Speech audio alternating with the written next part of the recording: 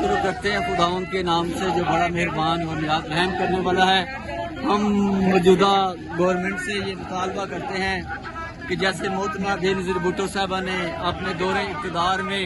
7 کچی وادیوں کو مالکانہ حقوق دیا تھا، ہم موجودہ چیف آرمی سے یہ مطالبہ کرتے ہیں کہ مسیح لوگوں کو بے گھر نہ کیا جائے۔ دیکھیں یہ غریب لوگ ہیں، انہوں نے ہمیشہ پاکستان میں بننے میں تعمیر نو میں اپنا ایک اہم کردار ادا کیا ہے۔ ہم موجودہ وزیر اعظم سے یہ مطالبہ کرتے ہیں کہ ان 5 کچی وادیوں کو جیسے محترمہ شہید بے نظیر بھٹو صاحبہ نے اپنے دور اقتدار میں مالکانہ حقوق دیا تھا، اسی طریقے سے وزیر اعظم شہباز شریف بھی ان 5 کچی وادیوں کو فوری طور پر مالکانہ حقوق دیں تاکہ یہ بھی غریب لوگ اپنے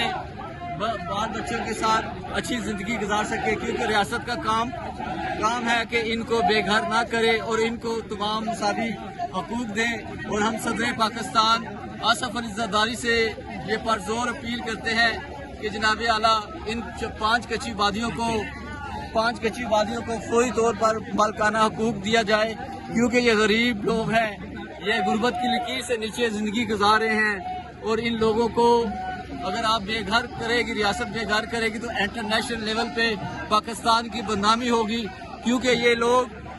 لوگوں نے ہمیشہ پاکستان میں بسنے والے تمام مسیحی لوگ پرامن لوگ ہیں، یہ لوگ عرصہ دراز سے